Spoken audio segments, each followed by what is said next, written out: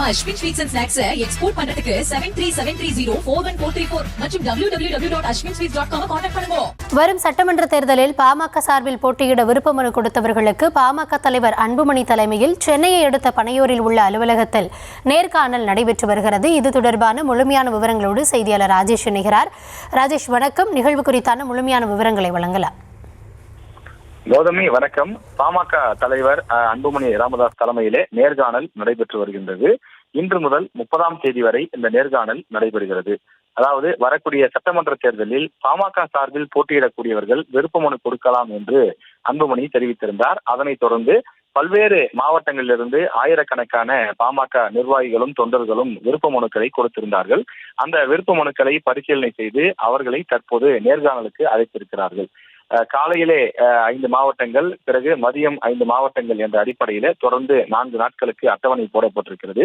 இன்று சென்னை, காஞ்சிபுரம், திருவள்ளூர் உட்பட வேலூர், ராமநாதபுரம் உட்பட பல்வேறு மாவட்டங்களிலிருந்து நிர்வாகிகள் அழைக்கப்பட்டிருக்கிறார்கள். அவர்கள் தொடர்ந்து கட்சிக்காக எத்தனை வருடங்களாக உழைத்துக் கொண்டிருக்கிறார்கள், கட்சி அறிவித்த ஆர்ப்பாட்டங்களில் பங்கேற்று சிறைக்கு சென்றிருக்கிறீர்களா உள்ளிட்ட பல்வேறு கேள்விகளை அன்புமணி எழுப்பியிருக்கின்றார். பாமக இதுவரை இந்த 36 ஆண்டு காலத்தில் பல்வேறு போராட்டங்களை நடத்தியிருக்கிறது, பல சிறைச்சாலைகளை சந்தித்திருக்கின்றது. எனவே இது போன்ற விஷயங்களிலே உங்களது பங்களிப்பு என்னவாக இருந்திருக்கிறது, உங்களுக்கு இந்த தொகுதியை கொடுத்தால் நீங்கள் அந்த தொகுதியை எந்த மாதிரியாக மாற்றி காட்டுவீர்கள், பாமகவினுடைய கொள்கைகளுக்கு உட்பட்டு செயல்படக்கூடிய நிர்வாகிகள், அதே போல பாமகவினுடைய அந்த எதிர்கால திட்டத்தை செயல்படுத்தக்கூடியவர்களாக இருப்பீர்களா என்றும் பல்வேறு கேள்விகளை அன்புமணி எழுப்பியிருக்கின்றார்.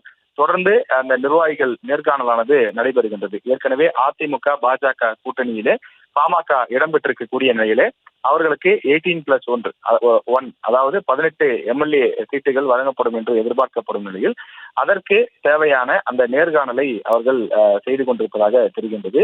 2016 பாமக தனித்து போட்டியிட்டது. அப்போது கிடைத்த வாக்குகள் அடிப்படையிலே பட்டியல் தயாரிக்கப்பட்டிருப்பதாகவும், எனவே பாமக எங்கெல்லாம் வலுவாக இருக்கிறதோ அந்த தொகுதிகளை அதிமுகவிடம் கேட்டு பெற திட்டமிட்டிருப்பதாகவும், எனவே அதற்கு தகுதியான வேட்பாளர்களை முன்கூட்டியே தயார் செய்யக்கூடிய பணியிலே அன்புமணி ஈடுபட்டிருப்பதாகவும் தெரிகின்றது. தமிழ்நாட்டில் தேர்தலுக்கான பணிகள் வேகமாக நடைபெற்று வரக்கூடிய சூழ்நிலையில் ஒவ்வொரு கட்சியும் சுற்றுப்பயணங்களை மேற்கொள்வது, தேர்தல் அறிக்கைகளை தயார் செய்வது, வேட்பாளர்களை தேர்வு செய்வது என்று பல்வேறு பணிகளை மேற்கொண்டு வருகிறார்கள். அந்த வகையில் பாமக தங்களுடைய வேட்பாளர்களை தேர்வு செய்யக்கூடிய, தயார் செய்யக்கூடிய பணியில் அன்புமணி ஈடுபட்டிருக்கிறார்.